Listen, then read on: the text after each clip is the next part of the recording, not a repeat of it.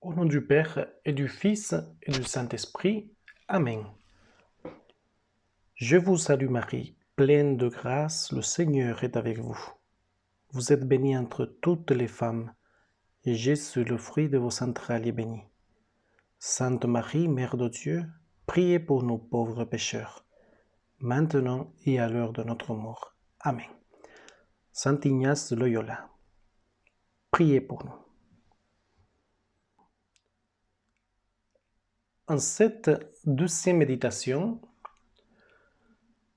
comme une petite introduction, vous rappelez que nous avons vu dans la première partie de cette méditation du principe et fondement, la fin de l'homme, d'où il venait et où il doit aller, où il est destiné par le Créateur, soit s'il accepte ou non. C'est cette vérité qui marque le nord, le sens de notre vie. Sans référence, en fait, s'il n'y a pas une référence à la fin ultime, est impossible de parvenir à la sainteté. C'est pour cela que sont si précieuses ces premières paroles de Saint Ignace. L'homme est créé pour louer, honorer et servir Dieu notre Seigneur, et par ce moyen sauver son âme. Ce sont ces paroles qui marquent notre nord, c'est-à-dire de comprendre pourquoi Dieu nous a créés, quelle est notre destinée, et puis quelle est notre vocation en fin de compte. La seconde partie du principe et fondement correspond à la fin des créatures. Et voici le texte de Saint Ignace.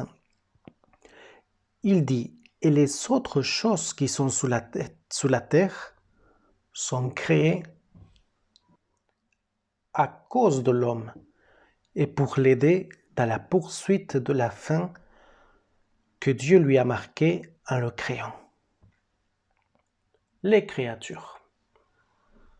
Voyons donc la fin des créatures et sa naturelle conséquence, l'indifférence ignatienne dont on va parler tout à l'heure.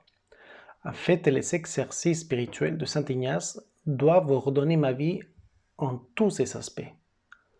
Pas seulement dans notre relation directe avec Dieu, mais dans tout ce qui peut gêner ou renforcer cette relation.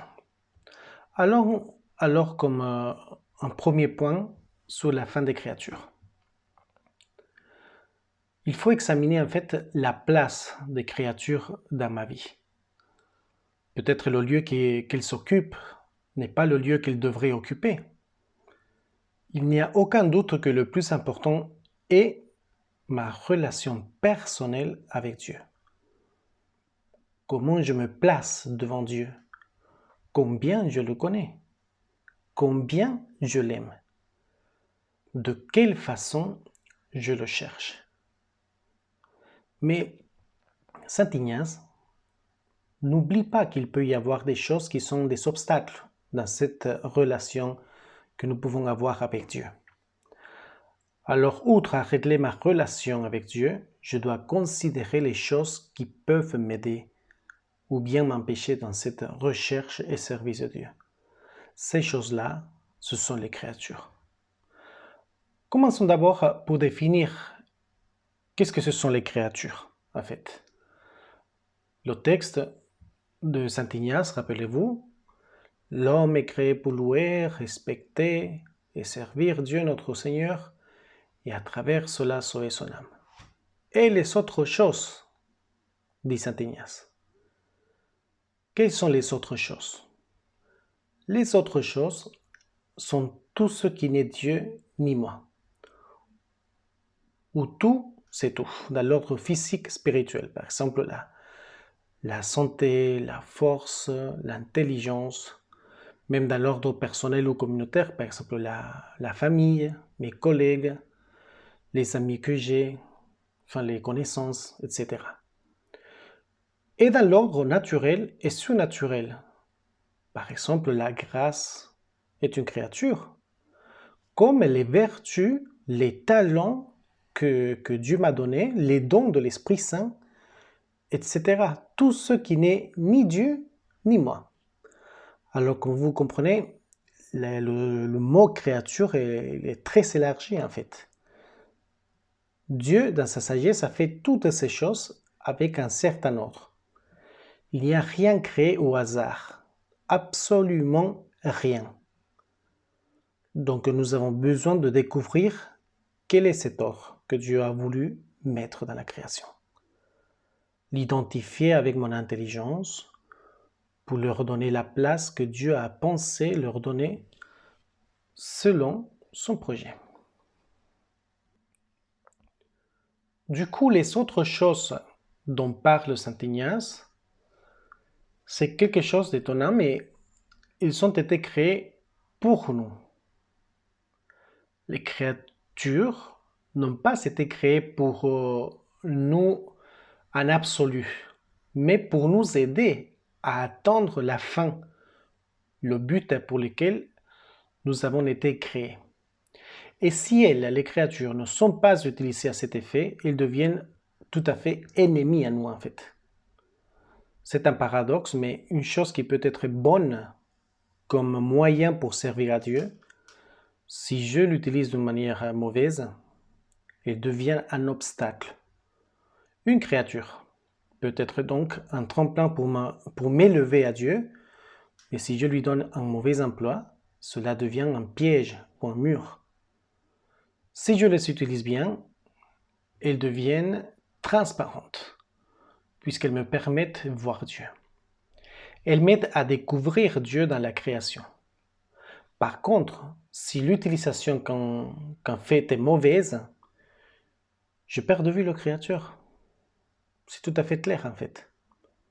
Saint Jean de la Croix, il en parle de ça. Comment les choses blessent l'homme et abîment leur cœur lorsqu'elles ne sont pas utilisées pour la fin que Dieu les a déterminée. Cela donc inquiète l'âme de la personne, la servit, parce que les créatures sont des bons serviteurs, mais des mauvais maîtres. Tout ce que nous savons à titre de serviteurs, comme des esclaves d'entre nous, en ce sens que nous sommes les maîtres et les seigneurs de ceux-ci, sont des bons serviteurs.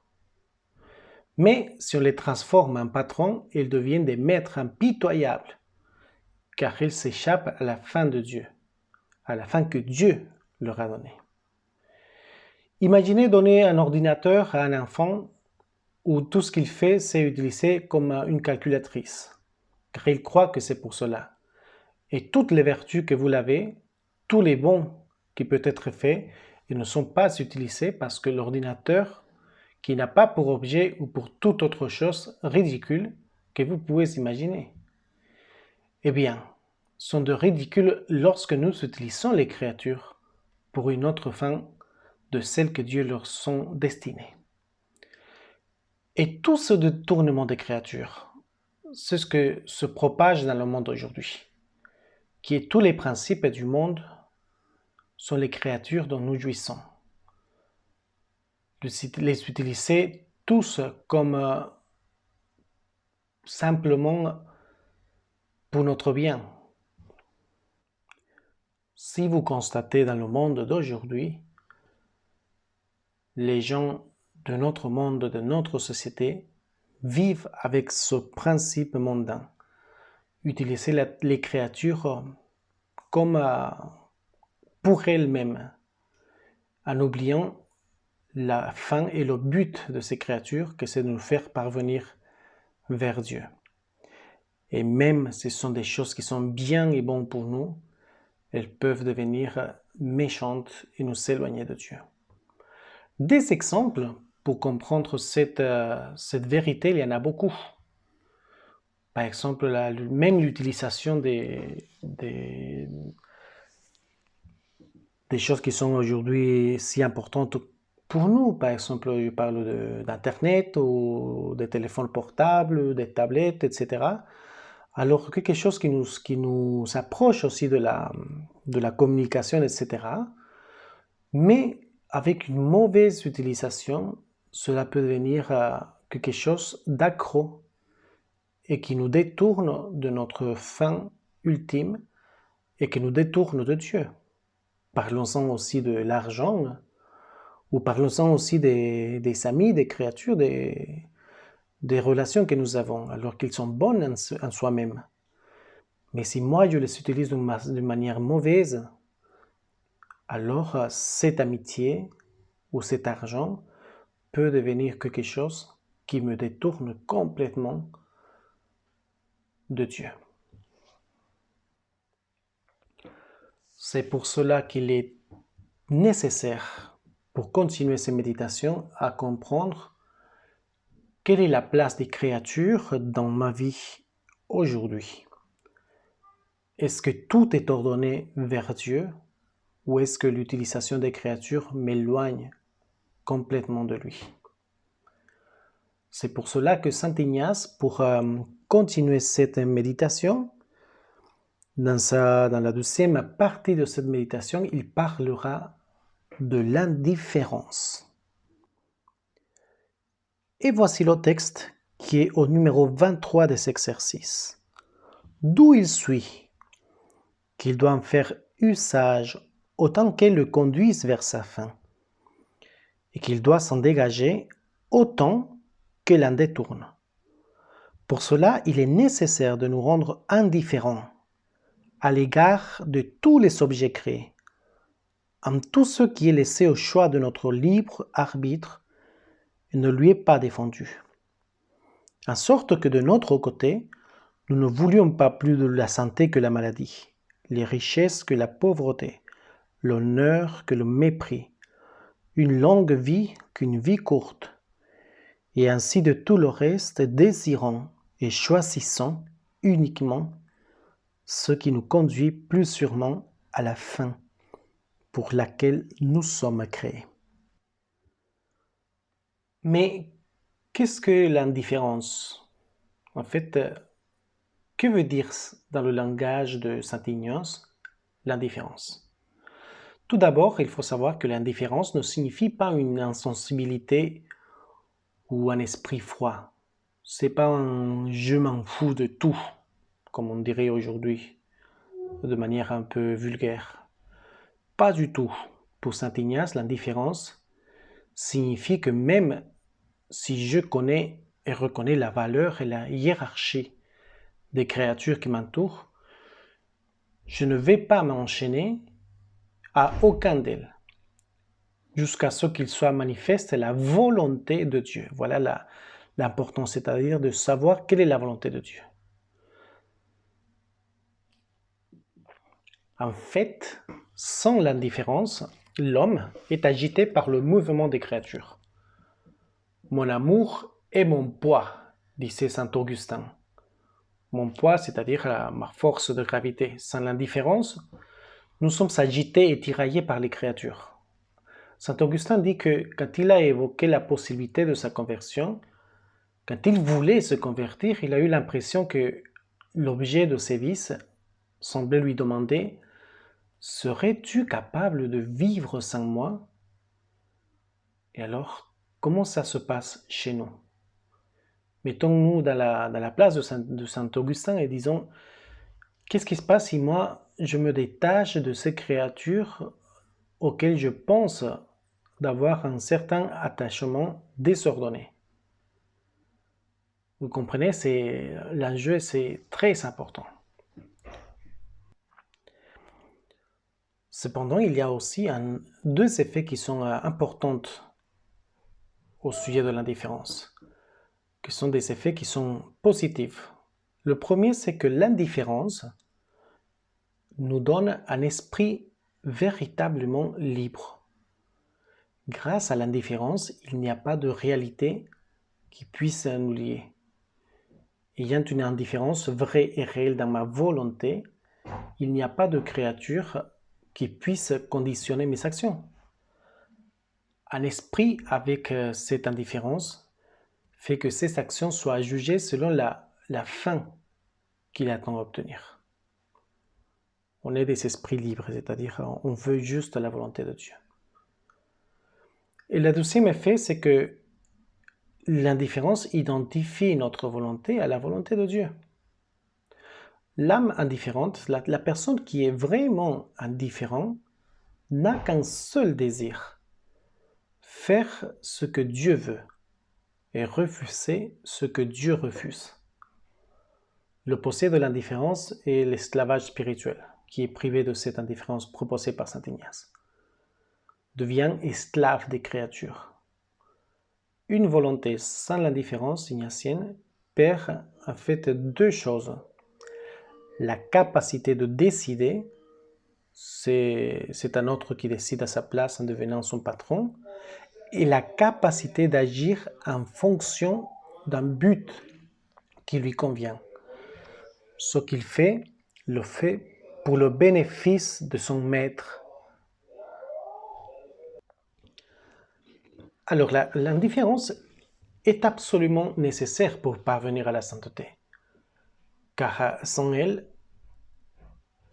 il est absolument impossible de suivre les suggestions de l'Esprit Saint en nous. Les insinuations de l'Esprit Saint seront toutefois soumises à nos affections et à nos inclinations. Si moi, je ne suis pas indifférent à la mort ou la vie, il vient un temps où l'Esprit Saint peut me suggérer un acte héroïque qui met en danger ma vie. Sauver un homme blessé, par exemple, une vocation missionnaire dans une position dangereuse, être dans un pays où il y a la persécution religieuse, etc. Les soins d'une personne gravement malade. Et tel acte, il pourra être peut-être par nous rejeté s'il n'y a pas une indifférence.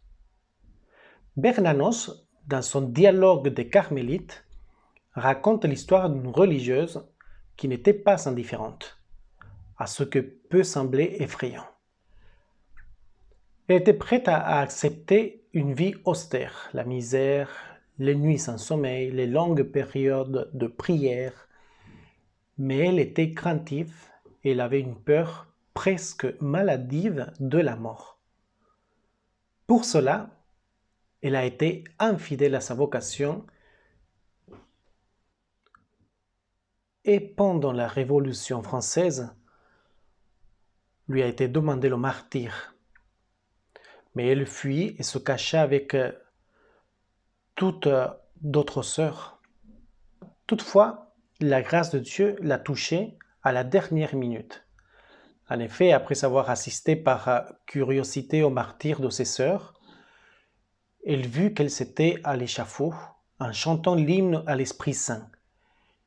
Chacune chantait un verset avant sa mort. Et c'est à ce moment-là qu'elle s'est aperçue qu'elle resterait sans chanter le dernier couplet. Alors, elle y a compris la volonté de Dieu.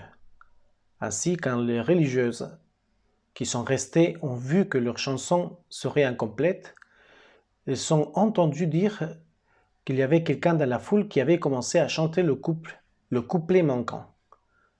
Le témoignage de ces sœurs en religion unie à une grâce toute particulière a poussé la religieuse manquante à faire un acte de confiance. Elle a été à la fin indifférente. Elle s'est rendue compte, en acceptant le moyen par lequel Dieu a décidé de lui faire atteindre son but ultime, que c'est le bonheur éternel. Le manque d'indifférence est d'ailleurs irrationnel.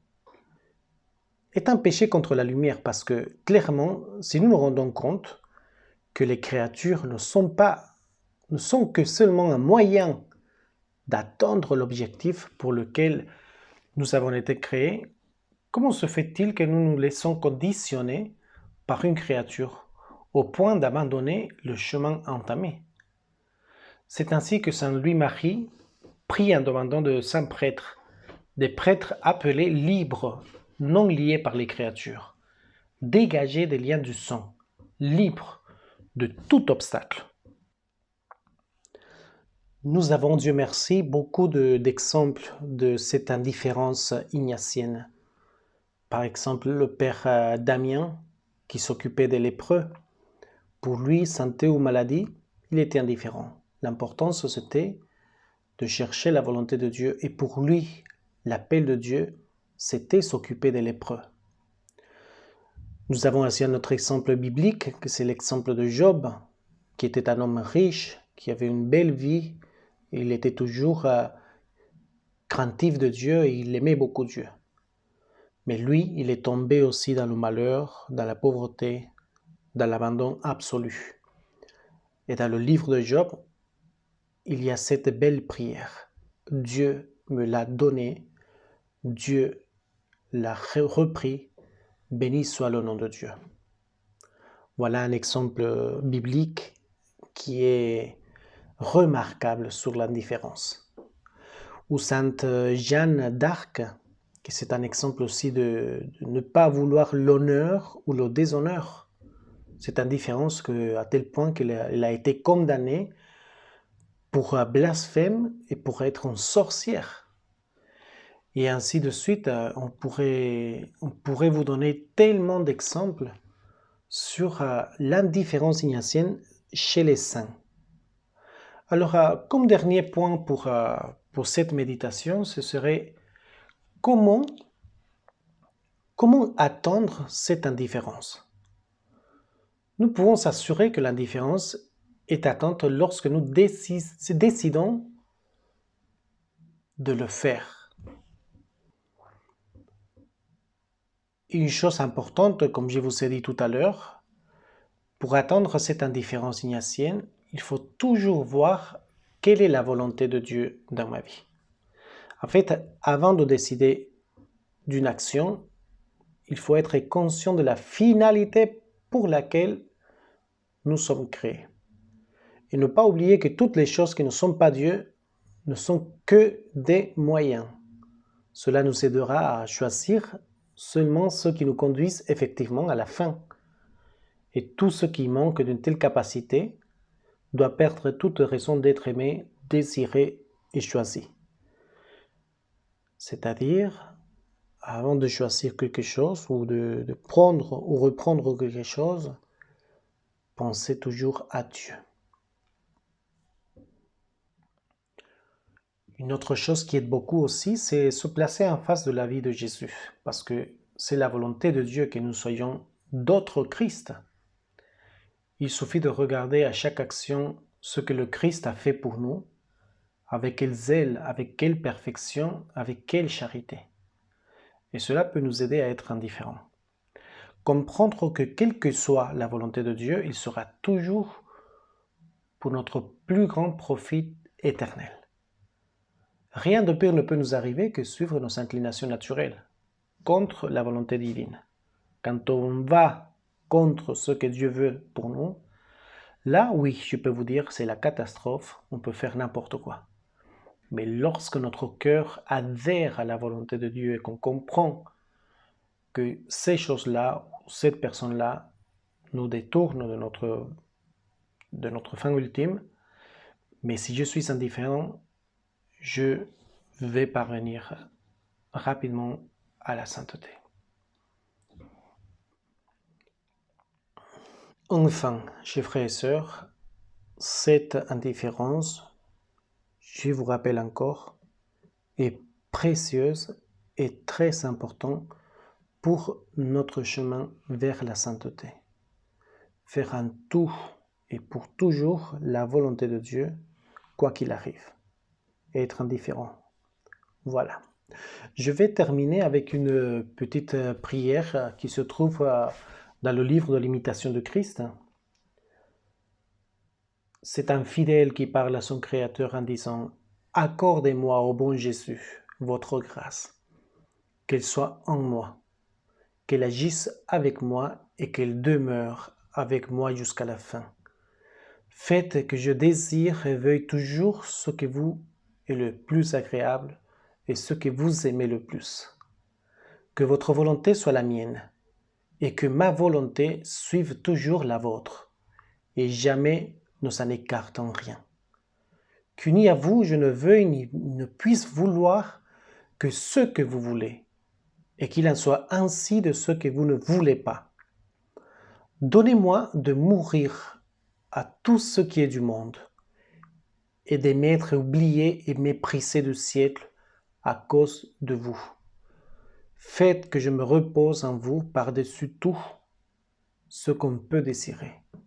et que mon cœur ne recherche sa paix qu'en vous. Vous êtes la véritable paix du cœur, son unique repos. Hors de vous, tout pèse et inquiète. Dans cette paix, c'est-à-dire en vous seul, éternel et souverain bien, je dormirai et je me reposerai, ainsi soit-il. Voilà cette méditation que j'espère vous profitera beaucoup dans ces exercices spirituels. Faites la méditation dans un moment de recueillement pour demander au Seigneur, et c'est la requête peut-être que vous pouvez faire de cette méditation, lui demander de faire toujours sa volonté et demander comme fruit de cette méditation d'être indifférent, de voir quelle est la place des créatures dans votre vie, de voir s'il y a quelque chose qui vous détache du Seigneur, qui vous éloigne de lui, de comprendre quelles sont les choses que nous devons ordonner dans notre vie. Et dans la prière et la méditation d'aujourd'hui, demandez cette grâce. Seigneur, détache-moi de tout ce qui m'éloigne de toi. Aide-moi à ordonner ma vie, à ordonner la place des créatures dans ma vie. Et donnez-moi, Seigneur, cette indifférence. Peu importe si je suis en santé ou en maladie, si je suis jeune ou vieux, si j'ai des richesses ou si je suis pauvre. Peu importe. Ce qui est important et essentiel, c'est de faire toujours ta volonté. Et demandons d'avoir cette indifférence pour que nous puissions avancer de manière parfaite vers la sainteté. Nous faisons une petite prière pour terminer. Je vous salue Marie, pleine de grâce. Le Seigneur est avec vous.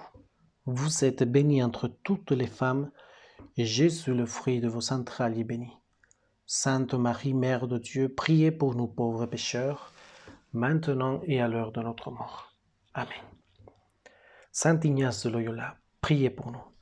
Au nom du Père et du Fils et du Saint-Esprit. Amen.